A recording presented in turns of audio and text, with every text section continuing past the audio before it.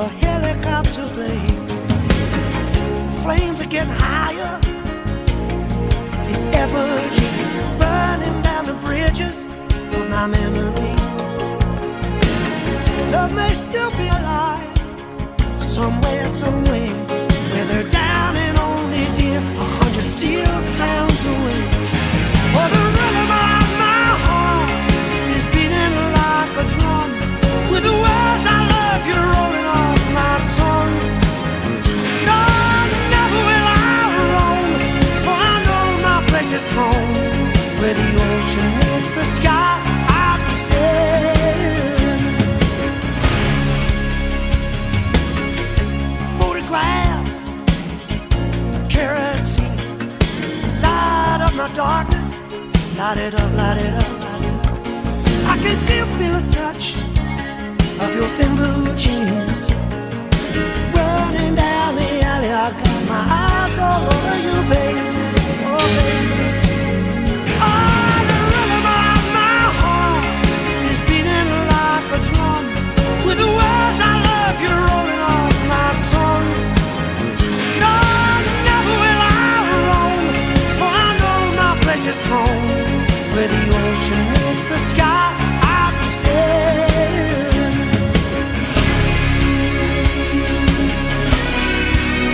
I'll be sailing.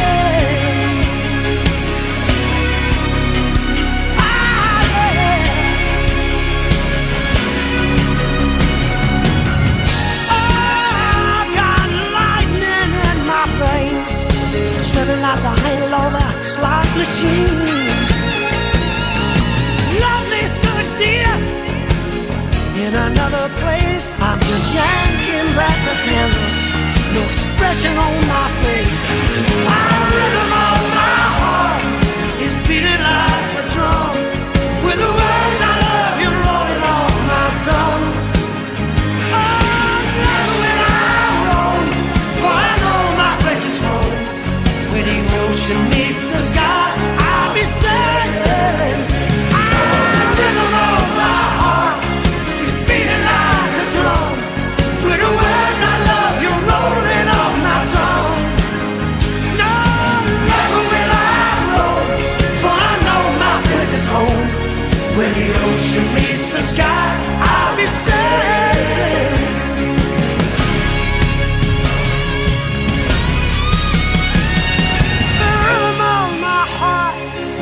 Beating like a drum, the words I love you rolling off my tongue. Never will I roam, for I know my place is home, where the ocean meets the sky. I'll be sailing.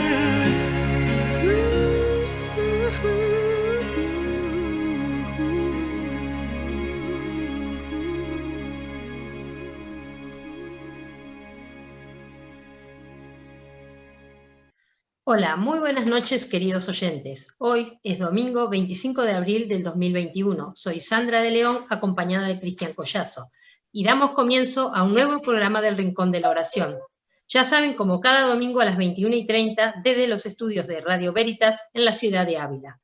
Pueden escucharnos en el 107.5 de la FM a través de la web www.radioveritas.es. También pueden escuchar este programa en las repeticiones que se emiten los días lunes a las 9:30 de la mañana y a las 9:30 de la noche, y los jueves a las 9:30 de la noche. Y en cualquier momento pueden escuchar todos nuestros programas en el podcast de la web. Como siempre, les recordamos que pueden comunicarse con nosotros a través del correo electrónico radioveritas@gmail.com. Repito, todo junto, radioveritas@gmail.com. Con sugerencias, comentarios, todo lo que se les ocurra. Bueno, doy paso a mi compañero. ¿Qué tal? Buenas noches, Cristian, ¿cómo estás? Hola, ¿qué tal? Buenas noches, Sandra. Buenas noches, amigas, amigos, hermanas, hermanos. Una noche más, un domingo más, aquí en el Rincón de la Oración en Radio Veritas, desde la ciudad de Ávila, aquí juntito al monasterio de Santo Tomás, terminando un fin de semana especial en la ciudad de Ávila, donde ha habido una serie de actos y de festejos a raíz del Día de la Comunidad de Castilla y León y del Día del Libro, que fue el pasado viernes día 23, con una feria del libro que se montó en el Mercado Grande. Espectacular, ha sido un éxito, un éxito. He tenido el gusto de charlar con varios libreros, estaban todos muy contentos por la respuesta del público, por la afluencia de gente, ¿por qué no decirlo? Por la adquisición de libros. Comprar literatura, no sé yo si está muy de moda en este siglo XXI, pero gracias a Dios, parece que todavía el bichito de la curiosidad, el bichito de interiorizar conocimiento, el bichito del saber sigue picándonos, sigue cumpliendo con sus funciones, y parece que la Feria del Libro, el éxito que ha tenido la Feria del Libro que se ha montado en Ávila este fin de semana, puede dar cabal fe, cabal cuenta de ello. No, estamos hablando de que hace poquito fue el Día del Libro, estamos hablando de libros, y vamos a seguir por esa vía, por esa ruta. Sinceramente no estaba planeado, pero resulta que incluso hasta queda perfecto, ¿no? Porque el fin de semana del Día del Libro, mejor invitado podemos tener en el Rincón de la Oración que un escritor, o, como es en este caso, una escritora. No solamente escritora, también diplomática. Pero sabemos que los diplomáticos están por ahí en diferentes lugares del mundo, y este caso no es la excepción. Una diplomática española en estos momentos no está en España, o sea que estamos teniendo una comunicación a distancia. Agradecemos también esa diferencia horaria, no sea mella para que nos esté acompañando esta noche aquí en los micrófonos de Radio Veritas. Ella nació en Nueva Delhi, nació en India, un currículum muy extenso, lo iremos comentando a medida que vaya avanzando la entrevista, pero no quiero alargar demasiado esta presentación porque quiero aprovechar el mayor tiempo posible a escuchar a nuestra invitada, que tiene mucho para contarnos esta noche. Amigas y amigos, damos la bienvenida a Elena Cosano. Elena, ¿qué tal? ¿Cómo estás? Muy buenas noches. Buenas noches, Cristian. Buenas noches, Sandra, y a todos los que nos escucháis de Ávila. Primero, quería deciros que para mí es siempre un placer, un honor que me inviten en Ávila, porque para mí es una ciudad muy querida y muy especial, en que pasé mucho tiempo mientras escribía pues, mi libro sobre vuestra santa, sobre Teresa de Jesús. Y ahora, desgraciadamente, no puedo estar con vosotros físicamente, pero sí en alma, en corazón y con toda la mente. Y me gustaría mucho hablaros del yoga, si es lo que os interesa. Bueno, sí, hemos convocado esta noche a Elena Cosano para que nos hable justamente del yoga, que es la temática que teníamos prevista. Pero, Elena, ya que estamos hablando de tu estancia en Ávila, de tu experiencia en Ávila, y que estamos transmitiendo desde Ávila, no podemos dejar de hacer un comentario, aunque sea fugaz, sobre uno de tus libros, dedicado a posiblemente la abulencia más famosa de la historia, Santa Teresa. Cuéntanos un poquito, Elena, sobre ello. El libro se llama Teresa la Mujer y es una biografía ficticia de la santa. Una biografía ficticia, quiero decir que yo me imagino que ella, en su lecho de muerte, cuando realmente pues sabemos históricamente que ella ya no podía escribir, sino que dictaba sus cartas, como dice ella, por mano ajena, que una de sus hermanas le dictaba y ella escribía, pero la ficción es que ella, en ese momento en que es totalmente libre, porque solo le espera la muerte y reunirse con el Creador, con su amado, pero ya no tiene nada que temer en este mundo de aquí abajo, pues puede sincerarse y contar todo lo que no se atrevió a contar. Porque bien sabemos que una persona encarnada, por muy libre que sea mentalmente, pues siempre tiene ciertas restricciones Y en su caso pues estaba no solamente la Inquisición, sino todas las trabas que podía haber en el día a día pues para conseguir tierras, para conseguir subvenciones, para que le permitieran fundar aquí o allí. Finalmente era un ejercicio de diplomacia y ella tenía que componer con muchas fuerzas diferentes. Y eso significa que, aunque obviamente siempre fue veraz en todo lo que dijo, no nos cabe duda que a lo mejor no dijo toda la verdad que sentía. Entonces el libro es un poco la ficción de qué hubiera dicho ella si realmente en un momento de total libertad hubiera podido confesar sus secretos más inconfesables. Y eso es el libro.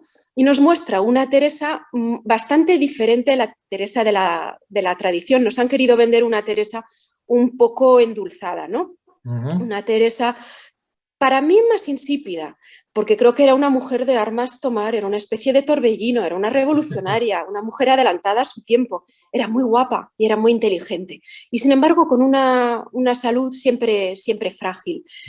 Y esos rasgos me la hicieron muy tierna, muy entrañable. Me apeteció conocerla más y me apeteció presentar al mundo una faceta que muchas veces creo que se nos ha ocultado, que es la de la mujer real, una mujer de carne y hueso, pues que tuvo enfermedades, que tuvo tentaciones, que tuvo amores, aunque fueran platónicos, y que tuvo dudas. Y creo que esas dudas, por muy santa que fuera, no hay que ocultarlas, porque son el camino de una persona de carne y hueso. Y hace que precisamente todos podamos identificarnos con ese camino, identificarnos con ella, que llegó a superar esas dificultades y a llegar a algo muy superior. Si nos ponen a una santa que está más allá de todo lo humano, creo que el problema es que no nos identificamos con ella.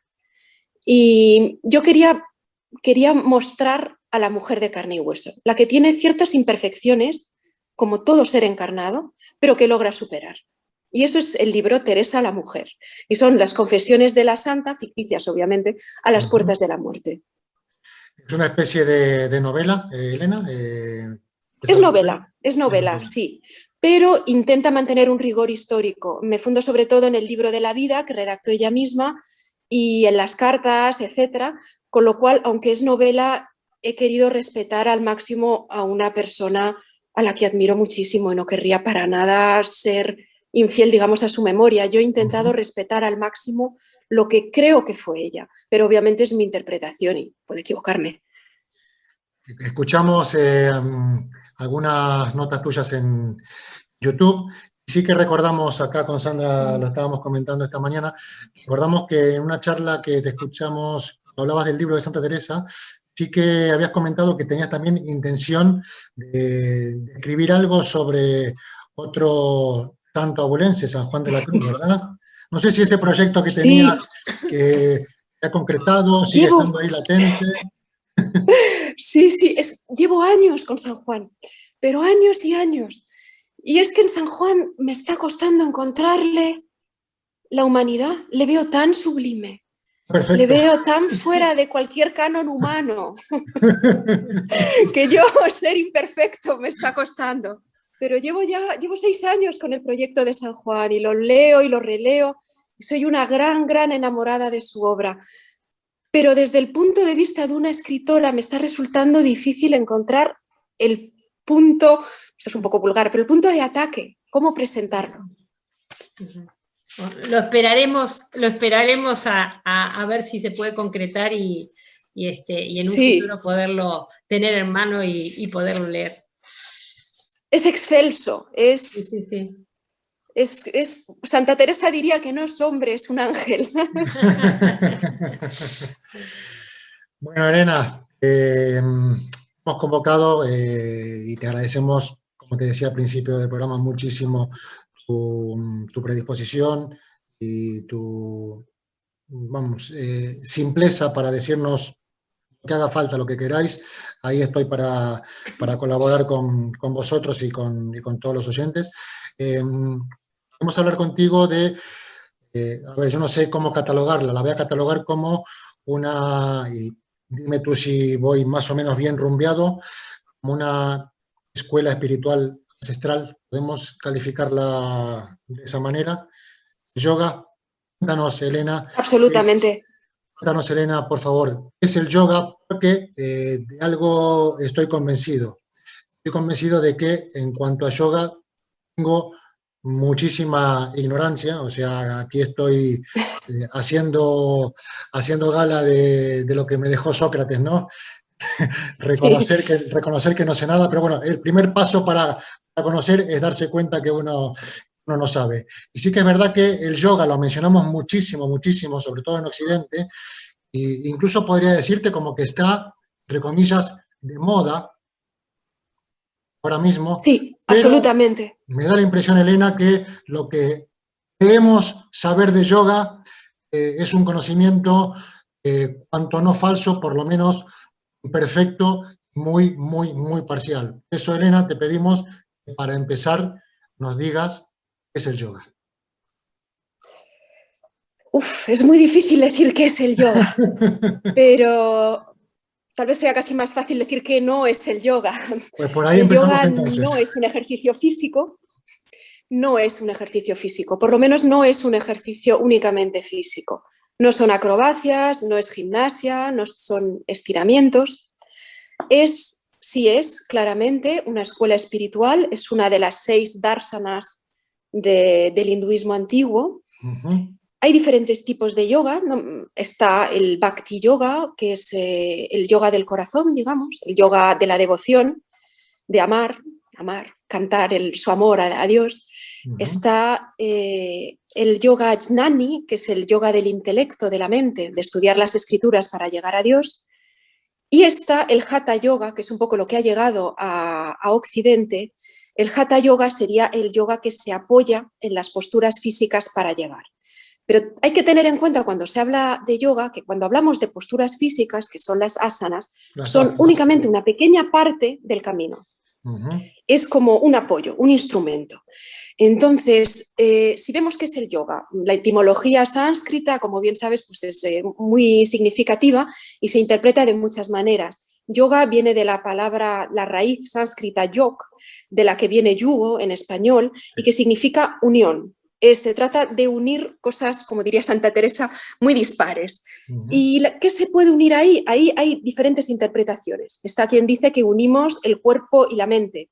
Está quien dice que unimos el cuerpo y el alma. Está quien dice que unimos la mente y el espíritu.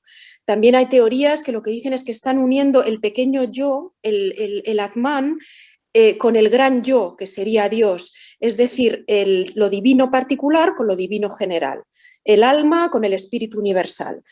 En cualquier caso, en lo que sí hay consenso, en que es una disciplina espiritual que trabaja sobre el cuerpo y la mente para llegar al espíritu. Y en eso creo que nadie lo puede negar. Ahora, si quitamos la mente o quitamos el espíritu, ya no es yoga. Y eso creo que es el problema de lo que nos ha venido a Occidente, que son las asanas, es decir, las posturas, y que son muy poderosas como tecnología, porque no son solamente estiramientos, sino que realmente trabajan energías del ser humano muy, muy poderosas y transformadoras. Desgraciadamente es como si el yoga hubiera llegado recortado a Occidente, ¿no? Entonces nos ha llegado, pues en cualquier gimnasio hay clases de yoga. Entonces uno puede elegir entre zumba, danza del vientre, pilates, bicicleta estática o yoga. Y está todo como al mismo nivel. No digo que esté mal, ejercitar el cuerpo es estupendo, pero eso no es yoga. Yo también hice una época que me divirtió muchísimo, una cosa que se llama ahora acroyoga, que es divertidísimo, pero es hacer unas acrobacias y tiene además se inspira de las acrobacias del Circo del Sol. ¿Sí? Y también del masaje tailandés. Es decir, que uno se pone pues, boca abajo haciendo el pino encima de otra persona y esa otra persona a la vez te da masajitos con la técnica del masaje tailandés y te relaja, pues es maravilloso. Y es divertidísimo. Se hace en equipo, con 2, con 5, se hacen pirámides, se hacen unas acrobacias y es muy divertido. Y se hace en grupo, fomenta la amistad, relaja, estira y eso es genial. Pero no es yoga. O sea, creo que lo que no hay que olvidar es que el yoga es uno de los muchos ríos que ha inventado la humanidad para llegar al mar que es Dios. Que esos ríos todos llegan. Lo que pasa es que unos a lo mejor tardan más en llegar y otros tardan menos. Hay ríos más potentes, más grandes, otros más pequeños, unos van rectos y otros dan pues vueltas y vueltas y vueltas. Creo que hay vías espirituales más potentes que otras, pero todas intentan llegar al mismo sitio. Todos los ríos quieren llegar al mar y toda vía espiritual se propone llegar a la divinidad. Y luego a esa divinidad la puede llamar de diferentes maneras, pero en el fondo una vez que se ha llegado, se ha llegado. Es decir, si el alma se une con Dios, y por eso la experiencia mística sí tiene mucho que ver con el yoga. Creo que es muy difícil comparar espiritualidad cristiana en general con espiritualidad hindú, porque los métodos que se utilizan son casi opuestos, pero la experiencia de los místicos y de los yogis sí es muy comparable, porque llegan, se unen. Es la fusión con Dios. Y lo que describen es muy parecido. Y en yoga a lo que se trata de llegar es al samadhi, que es el éxtasis, que es la 7ª morada de Santa Teresa. Pero lo que es interesante es que la filosofía oriental ha profundizado mucho más que la occidental en los éxtasis. Es decir, cuando hablamos de mística, se ha llegado, bueno, hay etapas, la fusión puede ser mayor o menor, pero todo eso no está delimitado con el rigor con el que lo delimita la filosofía del yoga. En que samadhi hay de diferentes tipos, de mayor intensidad o duración. Es decir, uno puede tener un atisbo de unión y luego bajar a la vida cotidiana y no hay cambios en la personalidad ni en nada. Ha vislumbrado a Dios, pero luego se le ha olvidado al bajar al día a día. O puede ser una especie de trance extático, que es más largo, pero al irse del trance, pues también le queda el recuerdo, pero sin embargo el ser vuelve a tener las mismas imperfecciones que tenía antes. O puede estar realmente asentado en Dios. Y entonces es cuando la persona es libre. Eso es la liberación, que es lo que buscan las filosofías orientales. No buscan la salvación como busca la religión cristiana.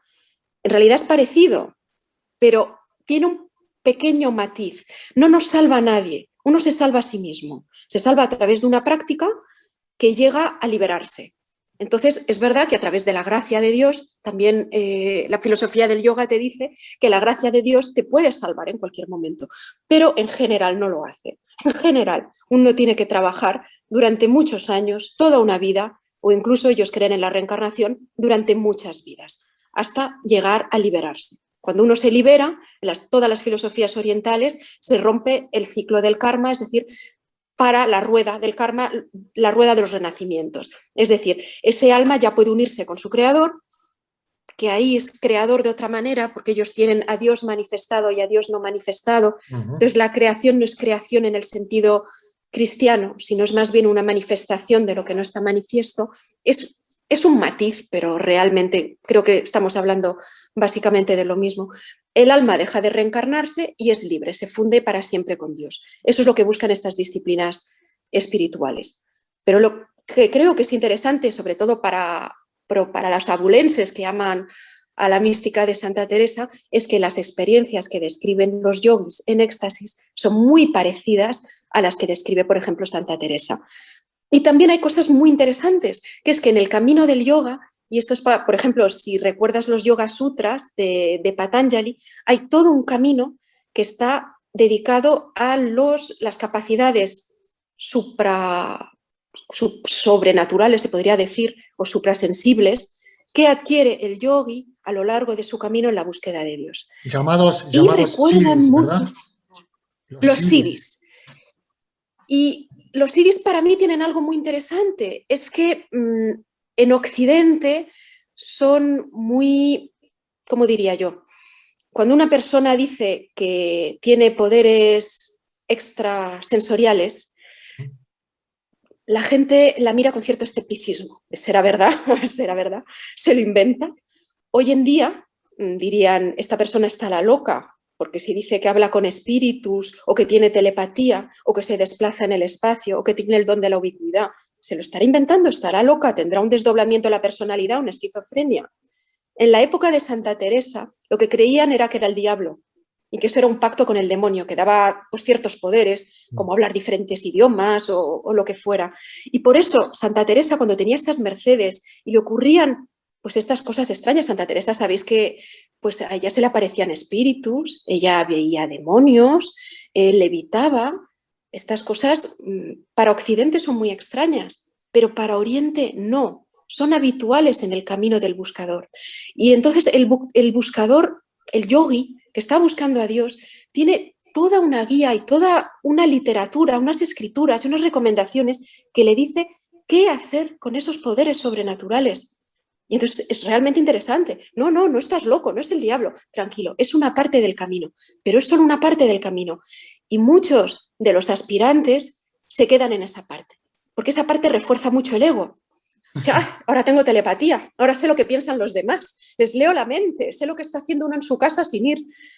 El problema es que distrae del camino, distrae de Dios, y uno se enfoca más en la pequeña personalidad, en el pequeño yo, en el ego, y no en el gran Dios, en el gran yo al que hay que llegar. Entonces todas las disciplinas yógicas dicen cuidado con los siddhis, hay que ignorarlos, no hay que utilizarlos. Se tienen, estupendo, no hay que hacer alarde, no hay que contarlo, no hay que ni siquiera que usarlo. Es una parte del camino, es normal, es natural. Demuestra que las energías del cuerpo ya están controladas, demuestra el lugar en el cual se encuentra el yogi, el lugar de perfección. Es como un camino, es una escalera, se van trepando los escalones. Bueno, pues eso es el escalón. Ahora tocan poderes mágicos, entre comillas. No son mágicos, son los poderes de un ser humano que busca a Dios y son absolutamente normales y naturales, pero es un error hacer alarde y es un error detenerse ahí. El camino sigue. No se ha terminado ahí. Y hablan de, por ejemplo, fundadores de sectas que eran yogis, que habían llegado a cierto nivel de perfección, a cierto, pero no habían llegado del todo, no eran libres, todavía tenían un ego, tenían codicia, tenían deseos terrenales, deseos de dinero, de sexo, de lo que fuera. Y se convierten en estos fundadores de sectas que son tremendos, pero que realmente tienen poder, no son unos farsantes, tienen poder y pueden manipular al prójimo. Elena, ¿Qué más contaros? Bueno, yo creo que hay muchísimo para contar. Vamos a ir tratando de ir desgranando en lo posible, paso a paso, este camino o sendero que implica el yoga. O sea, el yoga no es quiero samadhi, me pongo un fin de semana y entro el viernes a buscar samadhi y salgo el lunes samadhiado, ¿no? Creo que la cosa no va por ahí. Es un muy largo camino. Te diría que dentro de las posibilidades vayamos desgranándolos desde el inicio hasta ese final al cual ya nos hemos referido, ¿no? La llegada al éxtasis, al samadhi, como se le llama en el yoga. Por cierto, entre unos apuntes que tengo, que tomé una vez en algún cursito, hice de fin de semana, sin pretender, de verdad, no pretendía hacer samadhi en 3 días, fui para hacer un poco. Sí que cuando nos hablaban del samadhi, nos dijeron que pocas personas han descrito ese momento, como justamente San Juan de la Cruz, cuando escribió: entréme donde no supe, quedéme no sabiendo, toda ciencia trascendiendo, ¿no? Eso es samadhi explicado de una manera maravillosa. Tú me corregirás si en caso contrario. Tendría que estar yo asentada en samadhi para poder corregir a San Juan, de verdad, creo que no podemos, pero admiro la belleza de lo que dice y coincide con lo que he leído de yogis que describen esos estados. También veo que en esos estados hay una gradación y que no todos son iguales, que en uno la persona es consciente del mundo exterior, mientras que en otro pierde totalmente esa consciencia del exterior y está totalmente sumido en lo divino. Veo pues eso, que hay grados de intensidad, de duración, como un camino de perfección y hay, digamos, niveles. Hablabas al principio, Elena, de la etimología de la palabra yoga, ¿no? Que es una palabra que viene del sánscrito. Bueno, a mí cuando descubrí qué significaba yoga y empecé a unir todos y dije, hombre, qué curioso, todo tiene sentido, ¿no? Ya de por sí desde la palabra, ¿no? Esa unión. Por ejemplo, la palabra cónyuge derive de yoga. Es algo absolutamente que nunca lo había pensado, pero bueno, que ahora cobra un sentido, una dimensión extraordinaria. Y además, Elena, hay una relación entre la etimología de la palabra yoga con la etimología de la palabra religión, ¿no? Del latín religio. Exactamente, que también une. que también une. Sí, es la misma. Se puede considerar una religión.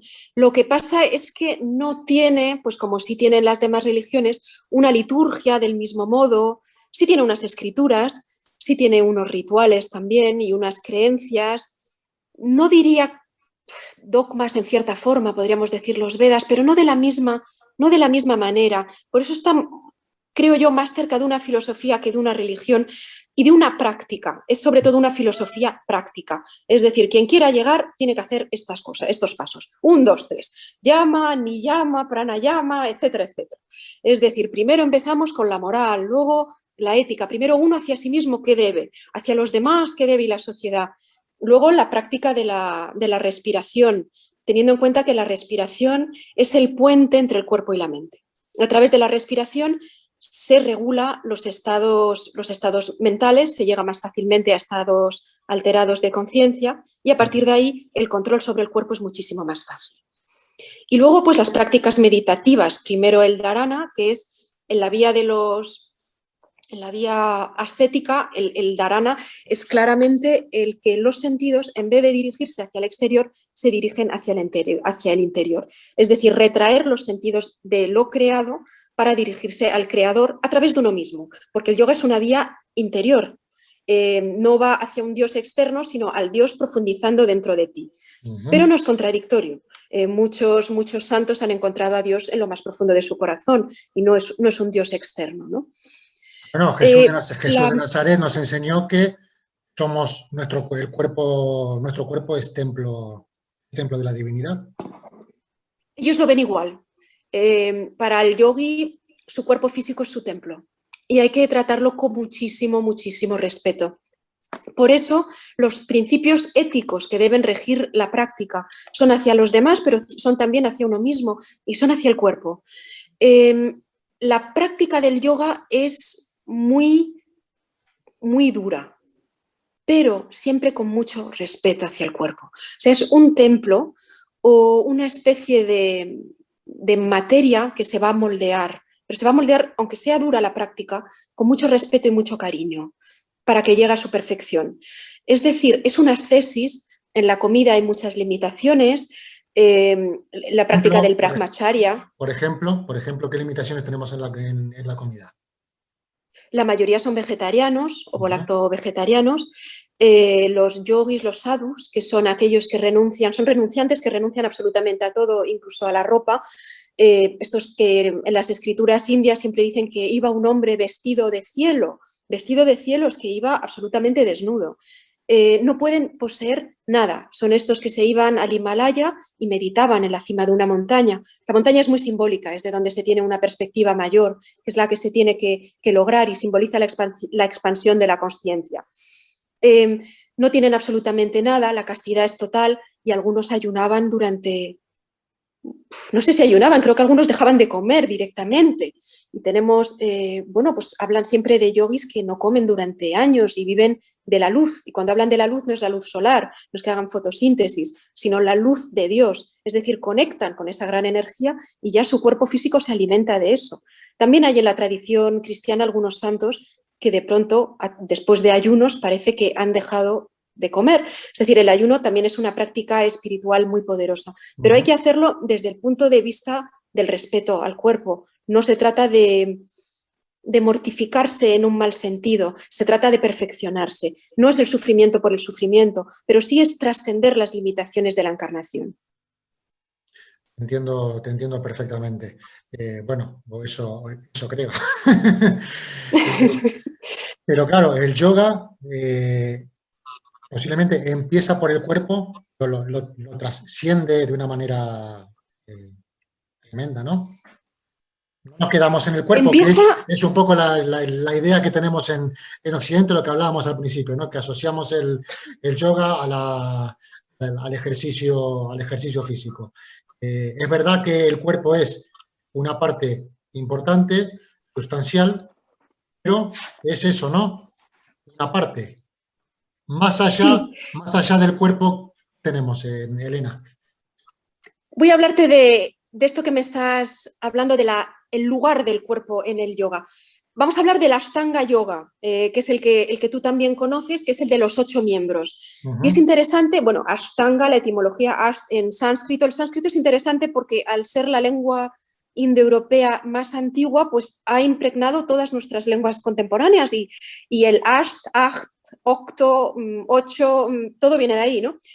Es un camino de 8 brazos, de 8 miembros, de 8 etapas, como quiera verse. Pero interesante es que la primera es yama, que es como la ética, niyama, la moral. Luego viene asana, es decir, la postura física. Después el pranayama, que es el control de la respiración. Y luego viene pratyahara, la atención hacia adentro, la retracción de los sentidos. Y luego viene la dharana, la concentración. Después únicamente dhyana, la meditación. Y 8, samadhi, el último paso. ¿Qué pasa? Que asana solo es la tercera fase. La fase únicamente, bueno, que únicamente no es nunca, pero predominantemente física, es el tercer miembro. Todo lo demás no es físico. En realidad, el trabajar la ética, la moral y la postura, y luego la respiración, son preparaciones para poder meditar. Y a través de la meditación se lleva al samadhi, que es el éxtasis, la fusión con Dios. Y luego la liberación. Esto significa que hay formas de yoga que no usan posturas físicas, sino directamente meditación. La postura física depura el cuerpo, lo modela, lo moldea, lo hace flexible. Y con el cuerpo la mente se vuelve abierta, se vuelve flexible, se vuelve enfocada y está entrenada para poder meditar. No se puede meditar con una mente que va de aquí para allá. Y los yogis hablan siempre de monkey mind, es decir, la mente como una especie de mono que va de aquí para allá pegando saltos de rama en rama. La mente tiene, de fábrica, somos así los humanos, ¿no? De fábrica tiene esta tendencia a ir en piloto automático. La mente siempre, uno se queda quieto y la mente está pensando en sus cosas. Y pensando en cosas que a veces son maravillosas, uno puede crear un gran libro, la teoría de la creatividad, de la relatividad, pero en general son qué voy a comprar en el supermercado, qué voy a comer, a dónde voy a trabajar, le voy a decir esto a la vecina. Quiere decir que en general la actividad automática de la mente no es fructífera y sin embargo mucha energía se va por ahí. Nos impide ese silencio en el que se escucha a Dios. A través de la práctica del yoga perdona que te interrumpa, Elena, la mente tiene tal poder que nos hace creer que lo que pensamos es lo que realmente somos, ¿no? Sí. Y eso es lo que hace el yoga, disociar. El yoga exactamente nos ayuda justamente a eso, ¿no? A separarnos, a mirar la mente como algo que está más allá de nosotros, a no identificarnos con ella, a poner, digamos, cada cosa en su lugar. Exactamente. A lo que llega uno es a darse cuenta de, anda, no soy mi mente, anda, ni soy mi cuerpo, ni soy la respiración. ¿Qué soy? Ajá, soy esta consciencia que observa. Y esa consciencia que observa se puede dirigir, se puede educar, se puede expandir hasta llegar a Dios. Pero no se puede llegar a esa consciencia limpia si la mente no está entrenada, si la mente va de aquí para allá. Y ellos ponen siempre que la meditación es como el cielo que está lleno de nubes. Y lo que tenemos que hacer es intentar mirar el cielo detrás de las nubes. Y todos los pensamientos son nubes. ¿Qué hacemos con el yoga? Enfocar lo que hay detrás de cada pensamiento.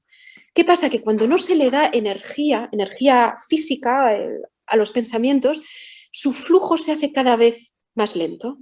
Y cada vez es más largo el momento de espacio entre pensamiento y pensamiento.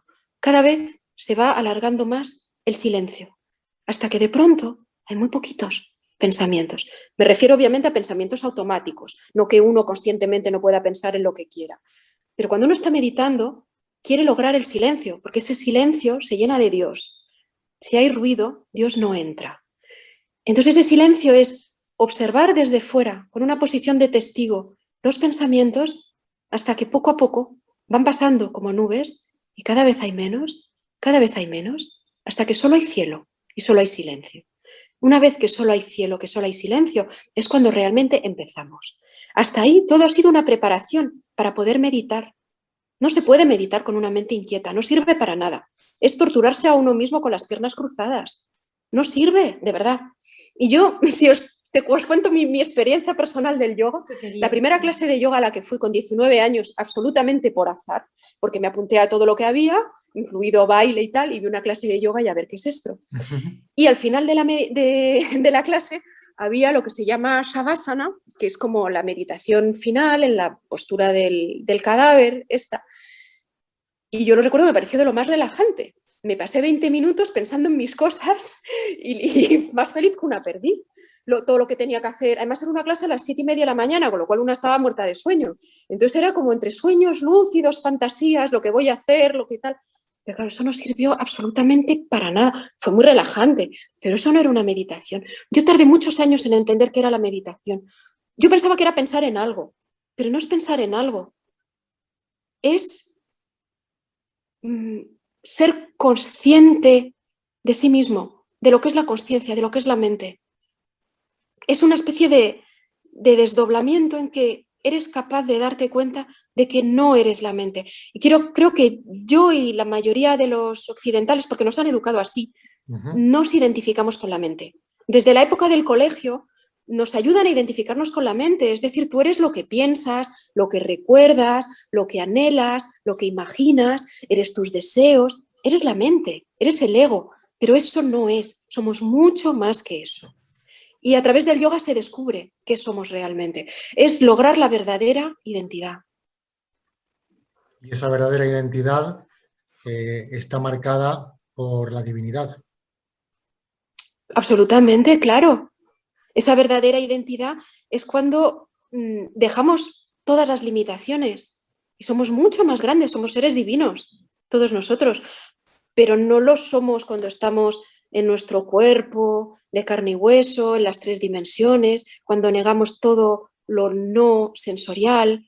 Eso es un ser muy limitado, esa no es nuestra verdadera identidad, no lo es. Es una versión muy limitada de nosotros mismos, que no es mala, pero es muy limitada. Y realmente hace más feliz trascenderla. Elena, bueno, nos contaste así un poquito cuál fue tu primera experiencia ya por los 19 años con el yoga, pero ¿a ti el yoga sigues andando ese sendero a día de hoy? Yo profundice, sí, claro que sí. Lo que pasa es que de otra manera. He tenido fases, mi relación con el yoga ha sido muy diferente y ha evolucionado mucho.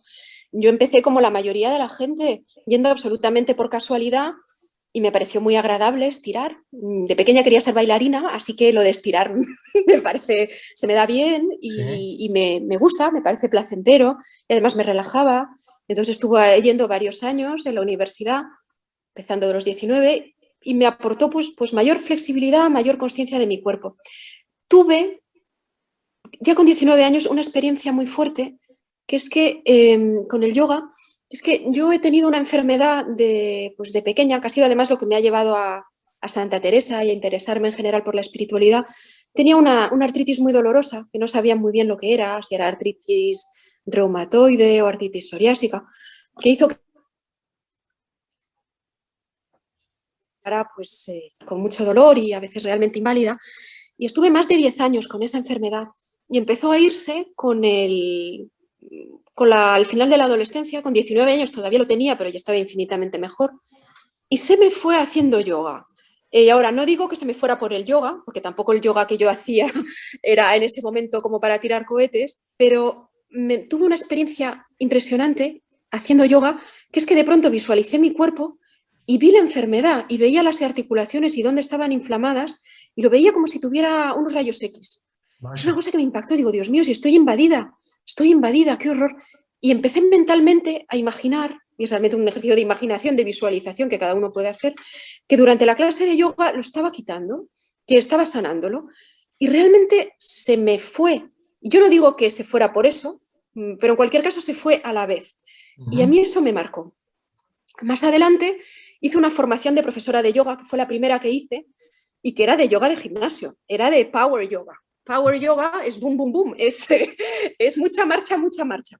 Pero ya ahí empecé a familiarizarme con las escrituras, con la filosofía subyacente, con la anatomía, con cómo funciona pues, la energía del ser humano, es decir, qué es Sushumna, qué son los nadis, cómo se desplaza la energía en el cuerpo, cómo se canaliza. me aportó mucho.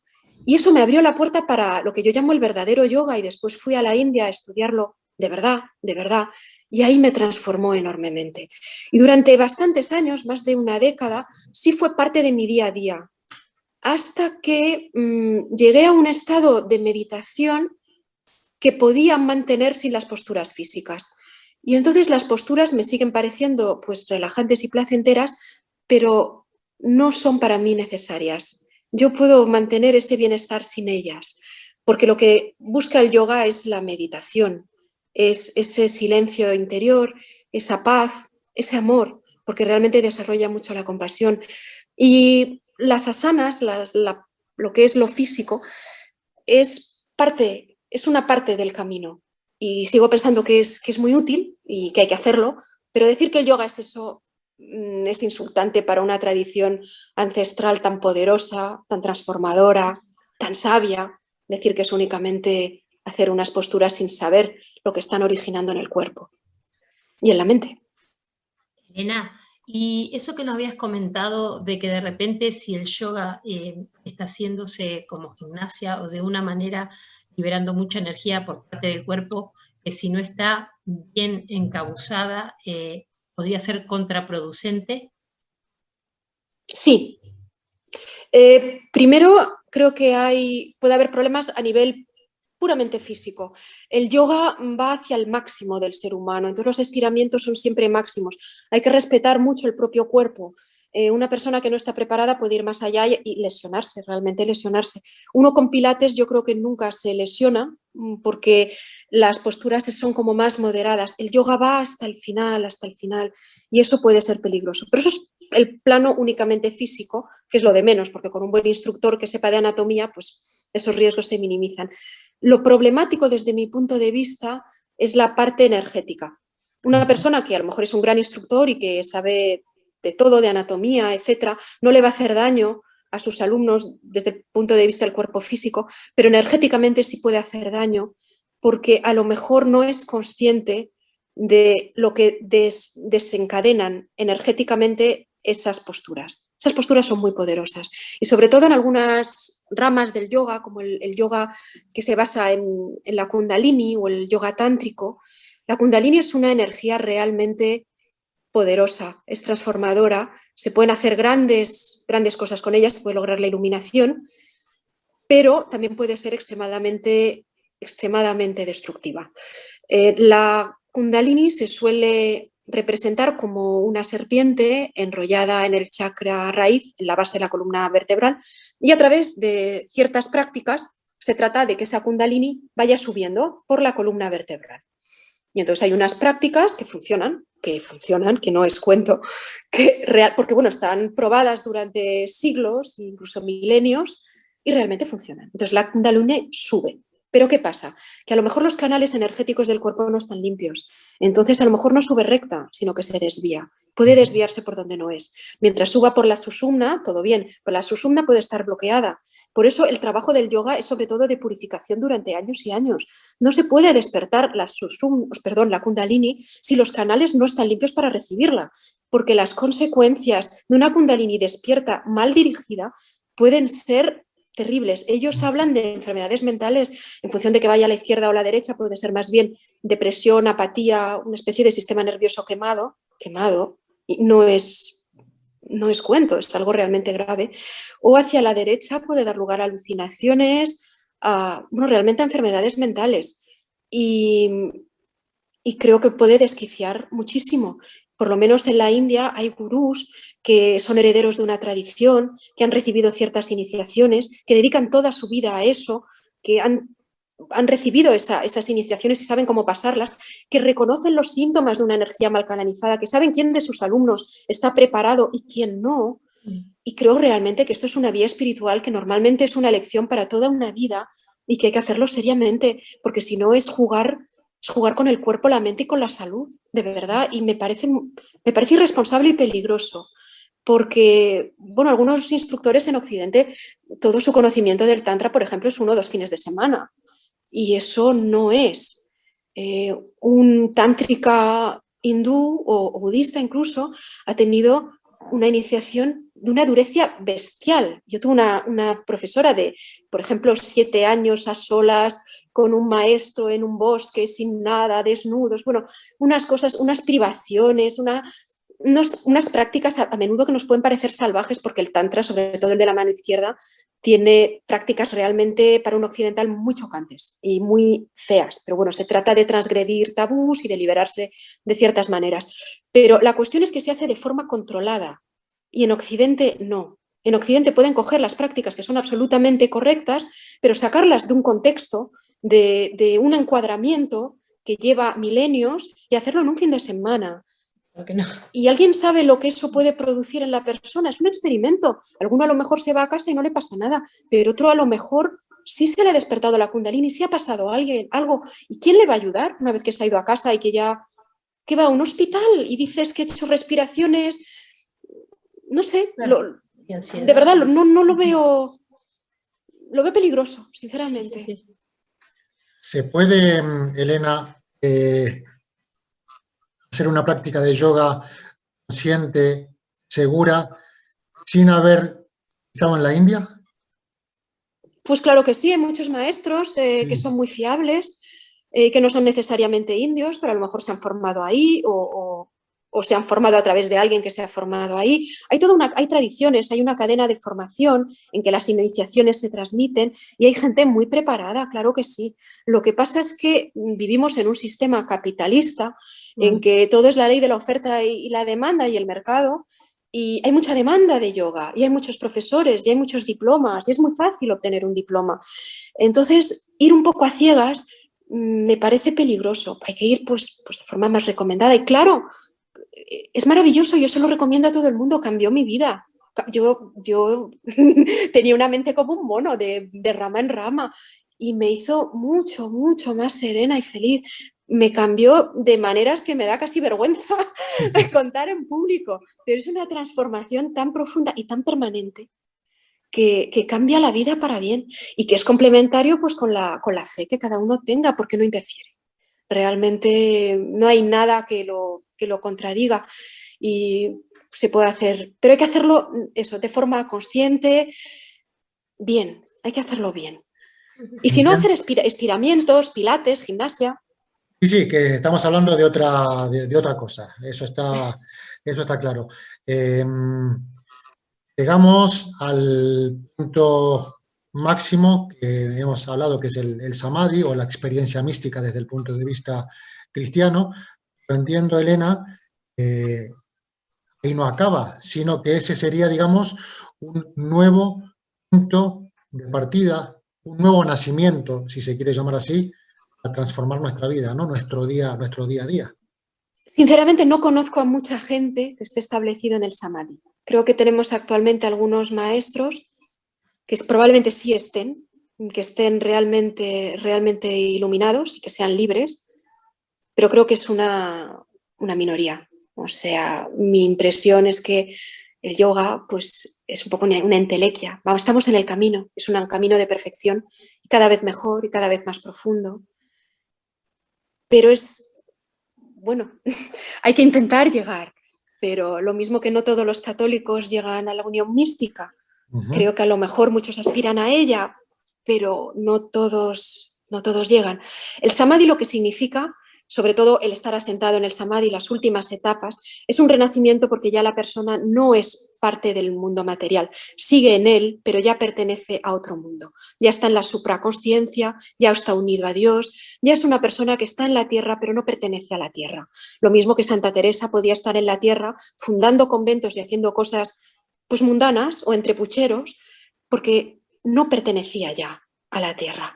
Es ahí cuando esa persona puede ayudar a los demás a liberarse. Él ya o ella ya ha llegado, ya realmente tiene que darse, o sea, no tiene que hacer nada, pero generalmente estas personas sí sienten compasión por el que no ha llegado y sufre, intentan ayudar y explicar cómo ellos sí han llegado y bueno, unos haciendo conventos, otros dando clases, pero cada uno a su manera intenta comunicar lo que ha logrado.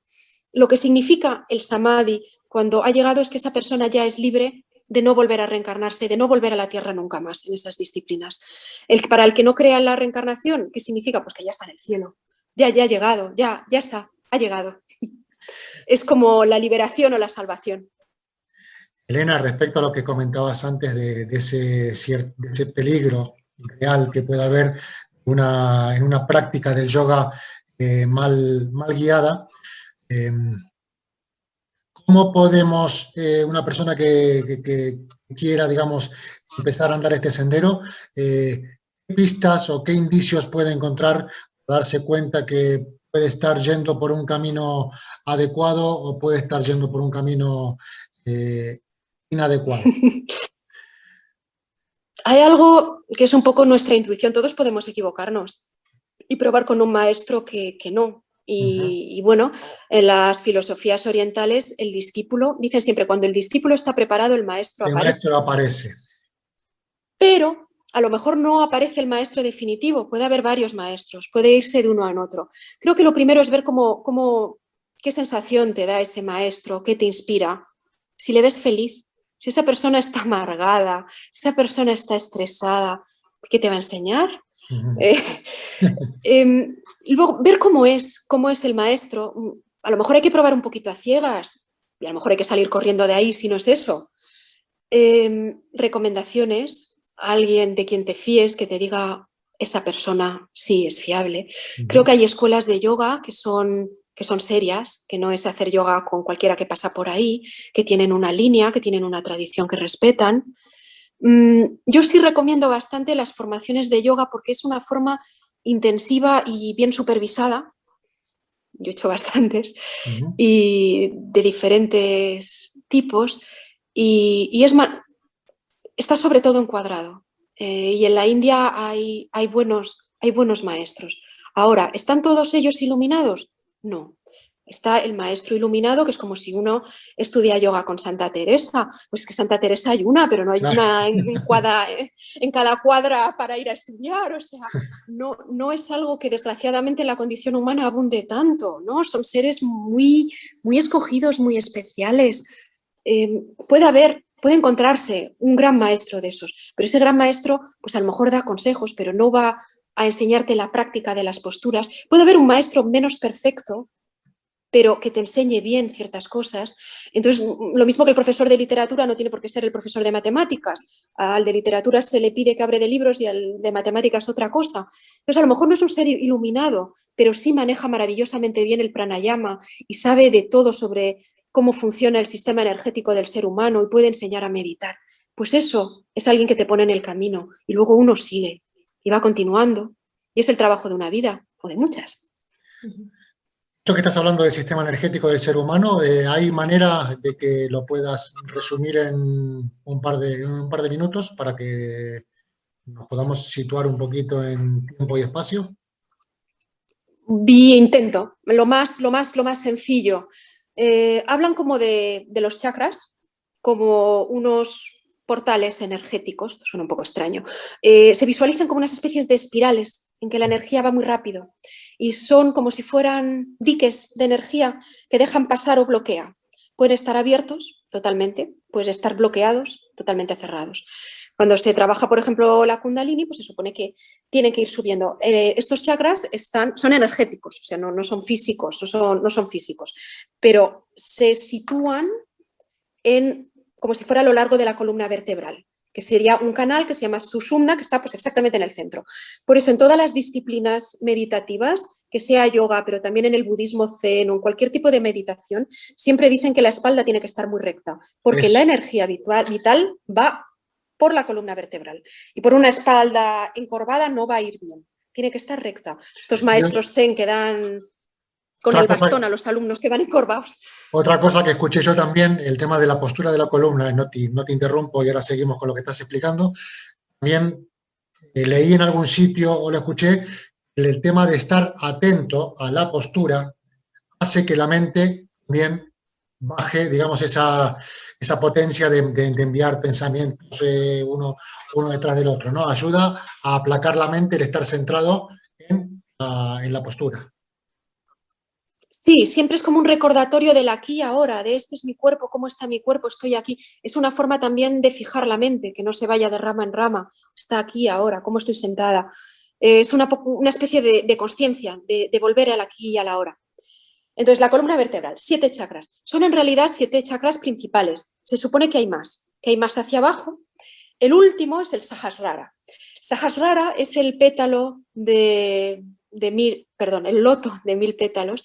Y se imagina como una flor, pero que ya no está en el cuerpo físico, está como por la coronilla. Es un poco como esto que en las representaciones cristianas vemos que los santos tienen como una coronita dorada, pues es un poco el Sahasrara, sería ahí, justo ahí. Y cuando se llega a la energía vital, llega al Sahasrara, es cuando se produce la unión con la divinidad, etc.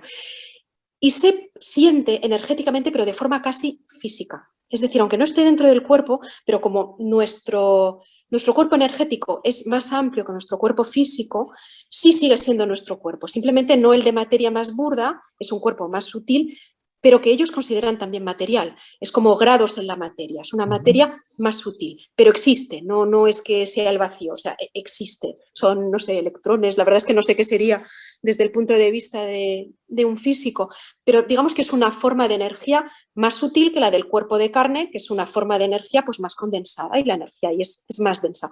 Pero partimos de la base que toda es energía, toda manifestación, todo lo que vemos es energía, pero son formas de vibración diferente. La materia tendría una vibración muy lenta porque está muy concentrada la energía, y pues los cuerpos sutiles pues sería una frecuencia más elevada. Vibración más etc. alta. Entonces, exacto. Entonces, 7 chakras principales. Por abajo hay más, que tienen también, por ejemplo, los animales. Luego, hay nadis, que son canales energéticos, y los hay por todo el cuerpo. O sea, si el principal es Sushumna, y luego está el de la izquierda, el de la derecha, y hay muchos más, infinidad. Y eso es el sistema energético. Y luego hablan de diferentes cuerpos sutiles, como hay varias tradiciones espirituales, y delimitan los cuerpos de forma diferente. Entonces, algunos tienen, por ejemplo, un cuerpo astral, un cuerpo mental, un cuerpo afectivo, otros le dan otros nombres. Y la delimitación depende de las escuelas. O sea, ¿cuántos se ponen? ¿Se ponen 5 cuerpos o se ponen 7? Depende de las escuelas, porque depende en realidad de dónde se pone la barrera entre un cuerpo y otro. Pero lo que sí hay es una gradación, y en el aura de la persona pues se ven como unos colores, unas capitas que son como diferente, y el yoga cambia todo eso, cambia realmente la energía del ser humano, cambia cómo funciona energéticamente su cuerpo. Por eso pueden dominar, por ejemplo, el frío o el calor. Hay yogis que están desnudos en la nieve, y por eso pueden trascender lo que son supuestamente las limitaciones del cuerpo material, y trascender, por ejemplo, también la respiración. Sabéis, algunos fakires que dejan que los entierren vivos y 2 meses más tarde los desentierran y están vivos, pero no han respirado en 2 meses, y no se entiende, pero están vivos y no son zombies, están realmente vivos. A través del yoga se puede llegar a trascender lo que es la condición humana, y eso se hace a través de prácticas con la energía y con la respiración. Sandra, el tiempo, cuando uno está entusiasmado con lo que está haciendo, el tiempo pasa volando. De verdad que te van apareciendo preguntas una tras otra, que, o sea, de querer saber más de esto, pero se nos ha ido el programa en un suspiro, y además no queremos abusar del tiempo de Elena, que encima... Es un placer estar con vosotros. Que encima donde está Elena es más tarde que en España, con lo cual, imagínate. Sí. Y aquí es tarde. Yo me levanto a las 5 de la mañana aquí. Vaya. Y bueno, medito por las mañanas, entonces... Elena, un gusto, la verdad, encantada. No, la verdad que no, a mí me quedó, la verdad que muchas cosas, no sé si tan clara, pero sí que me entró en el conocimiento de todo lo que nos has hablado, y curiosidad por seguir viendo y averiguando, y bueno, y también un poquito de sacarme esa confusión que el yoga era algo como, voy a hacer yoga, gimnasia, y bueno, uno... para poder informarse, bueno, mejor dicho, para ir aprendiendo hay que informarse, ¿no? Y te agradezco de corazón tu tiempo y todo lo que nos has dicho y has compartido con nosotros, y espero en un futuro poderte tener por Ávila para poder espero veros pronto y seguir con tu proyecto con Juan de la Cruz. Y bueno, un beso muy grande desde aquí de Ávila y mucha suerte en todos tus proyectos. Muchísimas gracias. Pues un abrazo muy fuerte y saludos a todos los abulenses que nos escuchan y espero veros pronto por Ávila. Muchísimas gracias. Un beso, buenas noches. Elena, sí que te pido que te mantengas en línea, así te despedimos en privado con Sandra. Nosotros, poco más tenemos que agregar, amigas y amigos, hermanas y hermanos. Yo me la he pasado genial. Sandra también. Sí. Esperamos de todo corazón que ustedes también. Recuerden que pueden hacernos llegar sus opiniones, sus preguntas, sus sugerencias. Una pregunta que le quieran hacer a Elena Cosano, algún tema que haya tocado en la charla, del cual quisiera tener más información. Saben que tienen nuestro canal de comunicación abierto, nuestro correo electrónico, es radioveritas@gmail.com. Repetimos, radioveritas@gmail.com. Háganos llegar lo que quieran. Aquí estaremos para responderles con muchísimo, muchísimo gusto. Amigas y amigos, domingo 25 de abril, muchísimas gracias por acompañarnos una noche más en Radio Veritas, en el Rincón de la Oración. Buenas noches a todos. Dios mediante, nos vemos dentro de 7 días. Muchísimas, muchísimas gracias. Adiós.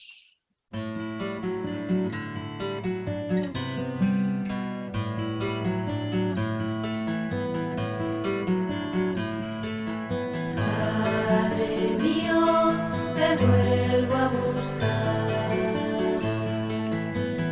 entre tantas dudas estoy. Me falta algo y quiero encontrarlo. Hace tiempo que ya no soy.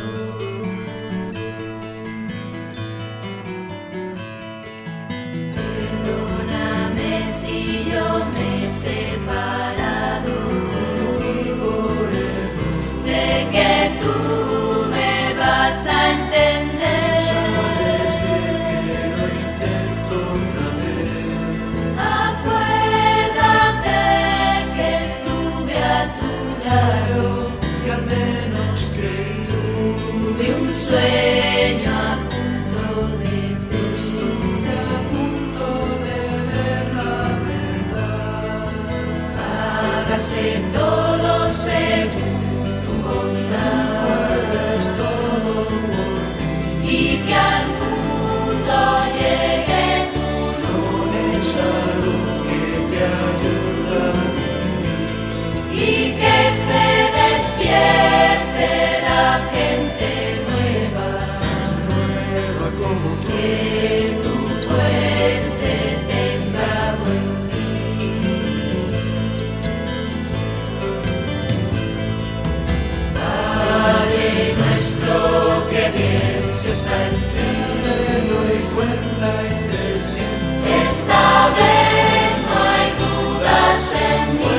De tu mano y segura tu voz. Ya puedo ver mi lucha con claridad. Puedo verlo claro. Y por fin me siento feliz.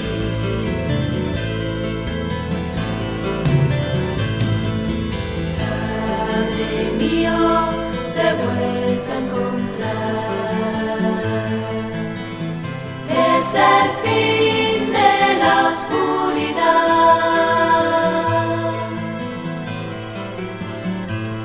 No me hace falta ya casi nada.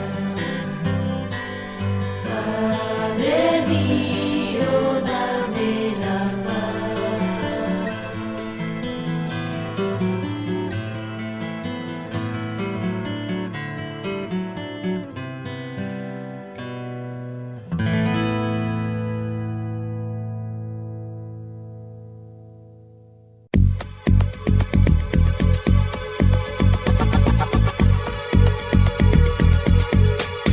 Disfruta de la emisión de Radio Veritas en cualquier parte del mundo. www.radioveritas.es. Más y mejor.